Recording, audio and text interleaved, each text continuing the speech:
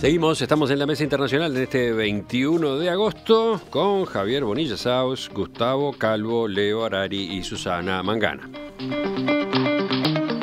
Cerca de 1.200 migrantes venezolanos abandonaron Brasil y volvieron a su país luego de que el campamento de refugiados que los albergaba fue atacado el sábado por residentes de Pacaraima, una pequeña localidad al norte del estado de Roraima, justamente fronterizo con Venezuela. Como ya ocurrió otras veces, ¿cuál fue la causa? ¿Qué invocaron los locales para esa agresión? Bueno, acusaban a venezolanos de haber asaltado a un comerciante y haberlo dejado herido. El aumento de la tensión llevó a que el gobierno del presidente Michel Temer ordenara el envío a la zona de 120 efectivos de la Fuerza Nacional de Seguridad y 36 voluntarios. Se busca atender de ese modo las necesidades sanitarias de los refugiados. Debido a estos nuevos episodios de violencia, el flujo normal de migrantes venezolanos hacia Brasil disminuyó considerablemente ayer lunes. En promedio, escuchen este dato, en promedio unos 500 venezolanos cruzan por día a pie la frontera huyendo de la difícil situación económico-social en su país. Entre el año pasado y ahora, casi 128.000 venezolanos entraron a Brasil por allí, por Roraima. No nos queda mucho tiempo para este tema, pero parecía bueno dedicarle, aunque sea telegramas, pinceladas. Sí, yo escuché a un ministro brasileño que explicaba, y me parece que con buen tino, que de alguna manera estos inmigrantes estaban en un terreno con muy poca infraestructura, que era un lugar sin mucho acceso a ningún tipo de servicios, que los había tomado un poco de sorpresa la concentración muy rápida, y que de ahora en más lo de que se trataba es de crear infraestructura, de crear una política de asistencia social inmediata para esta gente, y que de alguna manera Brasil empiece a prever este tipo de cosas de ahora hacia el futuro. A mí me parece que un poco el meollo de las cosas está ahí, es decir, no basta con una legislación amigable para que digamos, bueno, fronteras abiertas, somos un país amigo de todo el mundo y que todo el mundo entre. Esa gente tiene que tener alguna contención, tiene que tener alguna infraestructura mínima. Sí. Los testimonios de quienes han pasado por allí incluyen experiencias terribles, ¿no? Las hay. No es un lugar agradable. Yo estoy en el área informática y tengo un técnico que es cubano y me cuenta que pasó 36 horas cruzando la Amazonia en una van, y durante las horas de la noche veía animales que él no sabía ni que existían, a modo de anécdota, y terminó entrando aquí en el Uruguay por Cerro Largo, y a paso de hombre, es decir. No, pero yo me refería a este campamento, al Roraima. Te quiero decir que eso se repite en las fronteras humanas que terminan instalándose entre los propios migrantes, ¿no? Porque lo que pasa entre ellos, lo que termina dándose entre ellos. Campamentos de refugiados o cosas así improvisadas, aflora desde lo mejor de la solidaridad humana hasta lo peor, ¿no? El pillaje, las violaciones, los abusos, porque ya están en un caso de extrema vulnerabilidad unos y otros de extrema necesidad. No es lo mismo un campamento que acumulación de gente, no es lo mismo. Sí, Javier. Tener acceso a la palabra. ¿Sí?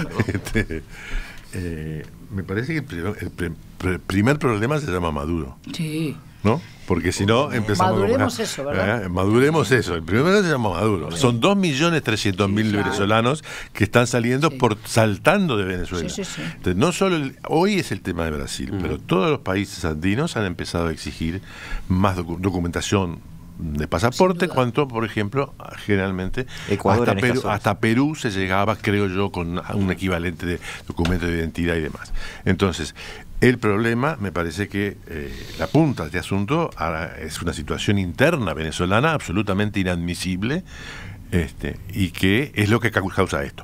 Esto va a repercutir en la generación de fenómenos nacionales dispersos en toda América Latina y eventualmente también más allá. Y bueno, eso tendrá mejores o peores soluciones. Pero el problema central es un gobierno que se ha vuelto contra su población. Leo Harari. Sí, para mí, como toda crisis, hay riesgo y hay oportunidad. El riesgo está en que esto sea una semilla de nacionalismo, xenofobia, resistencias y manipulación política. No hay que olvidarse que la gobernadora Campos, muy impopular, enfrenta un periodo electoral en 2 meses en donde va como perdedora. O sea que también el hacer el conflicto le puede servir. O sea, bueno, no me fui, es el telefonito que se cayó nomás. Ahí está. Entonces, sí, intento seguir. El riesgo es que esto cree conflictos que sean mal utilizados y que se desvíe para el otro lado.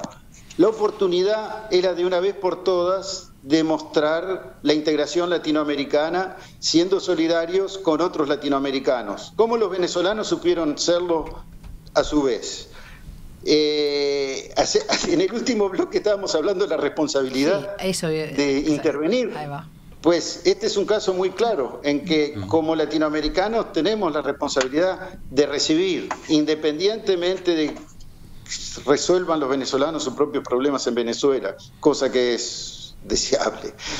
Pero existe la oportunidad de hacer integración regional con los hechos y no con palabras, demostrar que existe ese espíritu y estar muy atento al riesgo, que es el riesgo de la xenofobia, el rechazo y la violencia que siempre son posibles.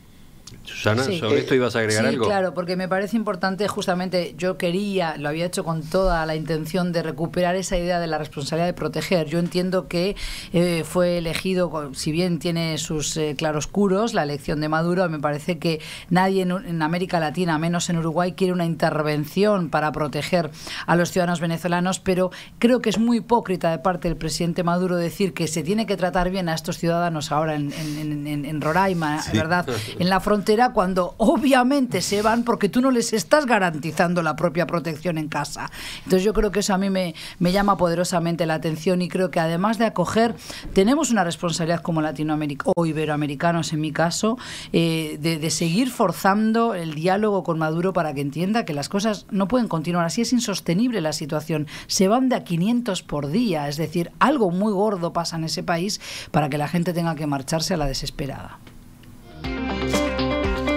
Susana Mangana, Gustavo Calvo, Javier Bonilla Saus, Leo Harari, allá en París. Gracias por acompañarnos en otra mesa internacional. Gracias a ti por la invitación. Gracias. Nos reencontramos pronto, ¿les parece?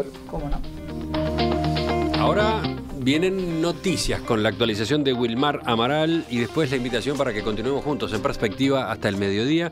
Por ejemplo, con En Primera Fila. Ya llega Eduardo Rivero y su tributo a Aretha Franklin.